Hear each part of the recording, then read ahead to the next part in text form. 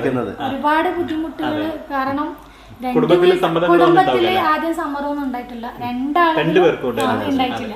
ഒന്നാമത് എന്റെ വീട്ടെന്ന് പറയുന്നത് പാട്ടുകാരനാണ്, ഇവരെ വീട്ടിൽ പറയുന്നു പാട്ട് പാടുന്ന ഒരു കുട്ടി എന്നുള്ളത്. കാരണം നമ്മളെ ചിലയൊരു ആൾക്കാർക്ക് തന്നെ പാട്ട് പാടുന്നതിനോട് ആദ്യമൊക്കെ ഇങ്ങനെ, പക്ഷെ ഇപ്പോഴല്ല, ഇപ്പൊ ഒരുപാട് മാറ്റങ്ങൾ വന്നു. അപ്പോ ആ സമയത്ത് ഒരുപാട് പ്രശ്നങ്ങൾ ഉണ്ടായിരുന്നു. എന്തായാലും ചോദിക്കട്ടെ, ഇപ്പോഴാ അതൊക്കെ മാറി മറിഞ്ഞ് ഒന്നായില്ലേ കുടുംബങ്ങള്? പക്ഷെ രണ്ട് ഫാമിലിക്ക് ഒരു പ്രശ്നമില്ല.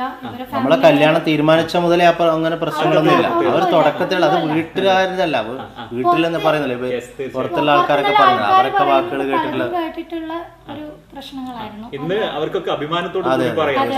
അതുപോലെ തന്നെ എനിക്ക് ഇൻഷുഖാന്റെ വീട്ടുകാരായാലും, കാരണം നമുക്ക് എപ്പോഴും നമ്മളെ ഹസ്ബൻഡിന്റെ വീട്ടിൽ നിന്നായിരിക്കണം സപ്പോർട്ട് ഉണ്ടാവേണ്ടത്. നമ്മളെ വീട്ടിൽ എന്തായാലും ആ സപ്പോർട്ട് ഉണ്ടാവും. അപ്പോൾ എനിക്ക് എല്ലാവരായാലും ഇവര് 9 മക്കളാണ്. പിന്നെ അപ്പൊ ഈ ഏട്ടന്മാരായാലും പിന്നെ പെങ്ങന്മാരായാലും ഒരുപാട് സപ്പോർട്ടാണ്. ഡ്രസ്സിന്റെ കാര്യമൊക്കെ അവരെ ഇങ്ങോട്ട് ചൂസ് ചെയ്യാൻ പറയും, ഇന്നത് ഇട്ടൂടെ നമുക്ക് ചെയ്യും. ഒരുപാട് സപ്പോർട്ടാണ്. ഉമ്മയൊക്കെ നല്ല സപ്പോർട്ടാണ്. ഉമ്മ അത്യാവശ്യം പാടും, പഴയ പാട്ടുകളൊക്കെ സബീന പാട്ട് മുമ്പ് പാടലുണ്ട്.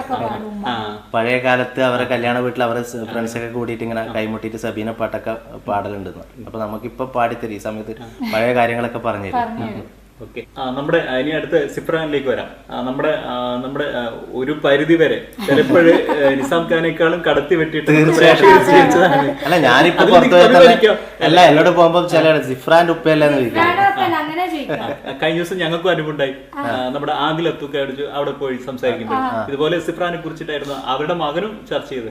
അപ്പൊ ഇവിടെ നമ്മുടെ സിഫ്രാൻ ആദ്യം നമ്മുടെ പൂമരം എന്ന പാട്ടിലേക്ക് കൂടി അല്ലെ, അതും എനിക്ക് തോന്നുന്നു 4 വയസ്സിൽ പാടിയിട്ട് വളരെ ഇതായതാണ്. ആ ഒരു പാട്ട് പാടിക്കൊണ്ട് നമുക്കൊന്ന് വിശേഷങ്ങൾ പങ്കുവെക്കാം.